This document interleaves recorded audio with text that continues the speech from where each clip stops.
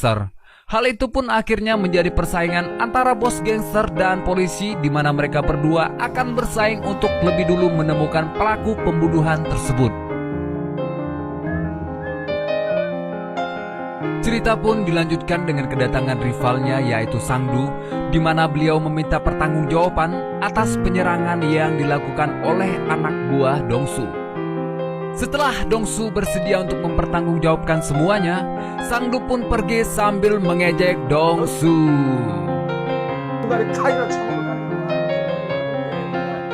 Sementara itu di sisi lain, detektif Jung yang penasaran pun mulai mengamati mobil yang dipakai oleh Dongsu pada malam itu, di mana ia menemukan bekas goresan yang sama pada kasus pembunuhan yang sebelumnya pernah terjadi.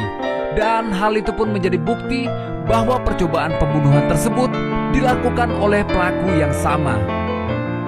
Singkat cerita, malam pun tiba, di mana kita lagi-lagi akan melihat aksi pembunuhan yang dilakukan oleh si iblis bangsat satu ini, yang mana dia dengan santainya membunuh seorang supir truk dan mengambil truk si supir tersebut.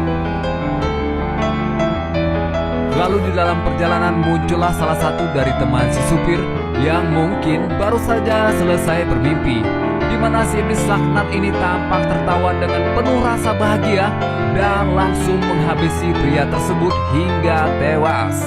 Namun aksi kali ini justru membuat pisau yang biasa digunakan untuk membunuh korban terlempar dan tergeletak di pinggir jalan, di mana akhirnya pisau beserta kendaraan yang digunakan oleh si iblis pun telah ditemukan oleh anak buah Dongsu yang tak jauh dari beberapa tempat kejadian pembunuhan tempo hari. Ditambah Dongsu saat ini telah mendapatkan sketsa wajah pelaku penikaman tersebut. Namun Dongsu yang merasa kurangnya tenaga ahli forensik untuk memeriksa barang-barang bukti tersebut terpaksa harus bekerja sama dengan seorang polisi yang tak lain dan tak bukan adalah detektif Jung.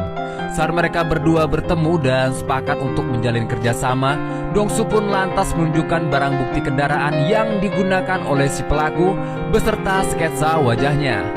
Namun tidak dengan pisau yang dia temukan, karena Dongsu punya rencana lain untuk barang bukti tersebut.